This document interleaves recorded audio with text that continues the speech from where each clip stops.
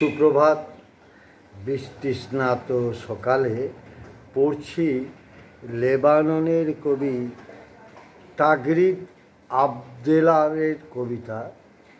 তাগরিদ আবদেলালের কবিতা বাংলায়ন করেছেন সাইফ ফাতেউর রহমান। তাগরিদ আবদেলালের জন্ম লেবাননে, উদ্বাস্তু ক্যাম্পে।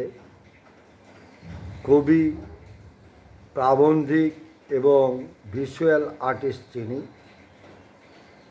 তার কবিতা শরীর আমার সবসময়ই বলছে, শরীর আমার সবসময়ই বলছে, নীরবতা হলো চঞ্চুধারী ক্ষুদে কিছু, হয়তো তা বাড়তে পারে না। নৈশাহারের পর নিজের জিহ্বার উপর জননী হয়তো বিস্তৃত হতে পারে তা, এবং প্রবীণেরা চিনতেও পারবে না হয়তো আমাকে, আর হয়তো বুড়ো হলে আমাকেও চিনতে পারবে না। এমনও হতে পারে তার প্রতীচ্ছা নিয়ে ষড়যন্ত্রে মেতে উঠেছি আমি, নির্বাচন করেছি যাকে ভ্রমণ তত্ত্বাবধায়ক হিসাবে আমি শরীর সংলগ্ন ডানাই।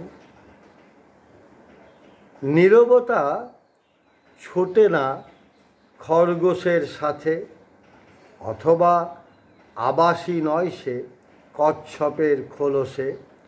তবুও আমি নীরবতাকে খুঁজে পাই ঘরের দরজায় সৌহার্দ্যপূর্ণ এক চৌকাঠের সাথে। পড়লাম লেবাননের কবির কবিতা। কবিকে আমার শুভেচ্ছা, অভিনন্দন ও ভালো।